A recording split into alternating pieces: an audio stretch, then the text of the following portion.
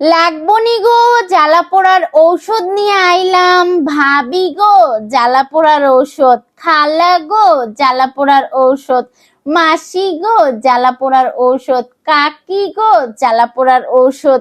আমার এই জ্বালা পোড়ার ঔষধ কার কার লাগবে? আমি ইদানিং খেয়াল করে দেখলাম আমার ভিডিওগুলো ভালোবেসে কম মানুষই দেখে। কিছু মানুষ তো তাদের জ্বালা পোড়া বাড়ানো কমানোর জন্য আমার ভিডিও দেখে থাকে।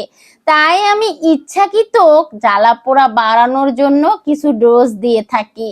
আর এই জ্বালা পোড়ার ঔষধ দেখে তারা তো জ্বলে পুড়ে আঙ্গার হয়ে যায়। মাঝে মধ্যে তো পোড়া গন্ধ আমার নাকে এসে লাগে। যাই হোক, এই হচ্ছে মানুষের জ্বালা পোড়ার ঔষধ, মানে আমাকে দেখে যারা জ্বলে। আর আমার হচ্ছে শান্তির ঔষধ। এগুলো আমার একটা একটা স্বপ্ন যেটা পূরণ হচ্ছে। তো এই তো অনেকদিন ধরেই একটা টিভি কেনার খুব ইচ্ছা ছিল। এলইডি টিভি এই ফার্স্ট টাইম কিনবো। এখন আপনারা আমাকে গরিব বলতেই পারেন, কোনো সমস্যা নাই।